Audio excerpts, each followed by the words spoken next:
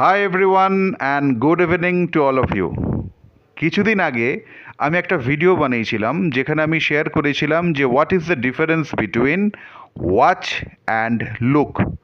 আর তারপরেই আমার বেশ কিছু অনলাইন স্টুডেন্টস আমাকে বলে যে স্যার, আপনি একটা ভিডিও বানান এবং শেয়ার করুন যে what is the difference between speak and টক।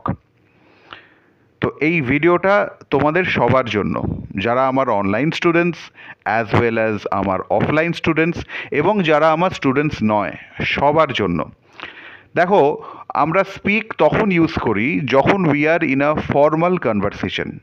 যখন আমরা ধরো প্রিন্সিপাল স্যারের সাথে কথা বলছি, আমরা টিচার্সদের সাথে কথা বলছি, তখন আমরা স্পিক কথাটা ইউজ করি, কারণ এই সমস্ত কনভারসেশনসগুলো হচ্ছে ফর্মাল। যেরকম এই মুহূর্তে আমি আমার প্রিন্সিপাল স্যারের সাথে কথা বলছি, এর ইংলিশ কী হবে?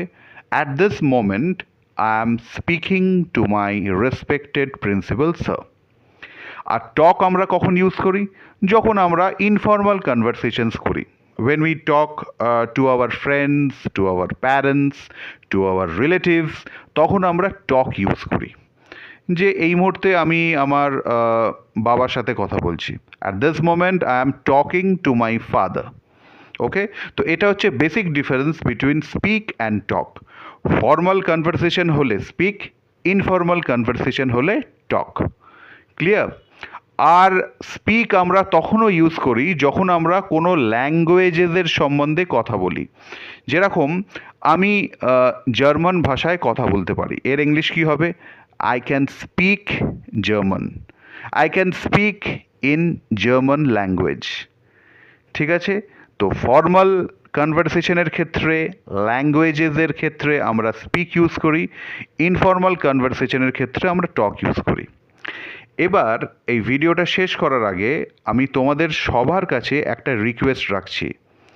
সেটা হচ্ছে কি, যে তোমরা সব সময় চেষ্টা করবে নিজেদের সাথে নিজেরা কথা বলতে।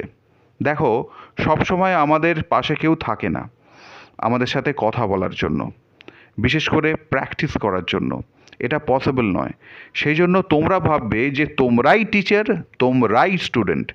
এইভাবে কিছু রিয়েল লাইফ এক্সাম্পলস নিয়ে প্র্যাকটিস করবে এবং তোমাদের এই সন্দীপ স্যারের কথা মনে রাখবে যে it will give you 100% result.